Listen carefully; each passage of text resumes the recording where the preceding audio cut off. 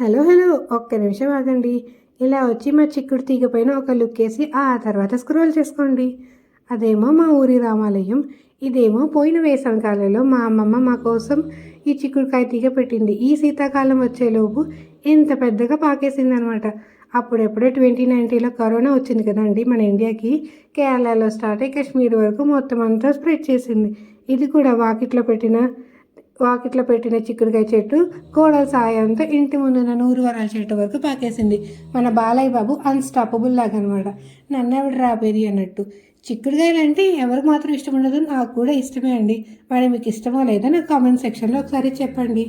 ఇప్పుడు మీకు ఇక్కడ ఎవరైనా కనిపిస్తున్నారో లేదో నాకు చెప్పండి, ఎందుకంటే అదొక సీక్రెట్ ప్లీజ్. ఇప్పుడు కనిపిస్తారు చూడండి. హిట్ లోపల దాగి ఉన్న బొద్దింకల్ని ఎలా అయితే చంపేస్తుందో మా అమ్మ కూడా లోపల దాగి ఉన్న చిక్కుడుకాయలు కూడా ఇట్లే తెంచేస్తుంది అనమాట. ఇది బయట నుంచి చూస్తే ఎవరు లేరేమో అనిపిస్తుంది. హైడ్ అండ్ సీక్ ఆడుకోవడానికి మంచి ప్లేస్ అవుతుంది. తనేమో మా చెల్లి వీడియో తీస్తున్నానని పాడు చేయడానికి వచ్చింది. ఇందాక మనం చూసాం కదా, అదేమో వాకిట్లో ఉన్న చెట్టు. అది గోడ హెల్ప్ తీసుకొని మొత్తం ఇలా ఇంటి ముందున్న 100 వరాల చెట్టు వరకు పాకేసింది అనమాట.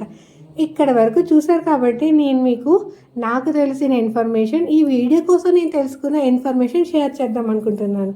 అదేంటంటే చిక్కుడుకాయలని ఇంగ్లీష్లో బ్రాడ్ బీన్స్ అంటారంట. అబ్బో, ఇది మా అందరికి తెలుసులే అనుకుంటున్నారా?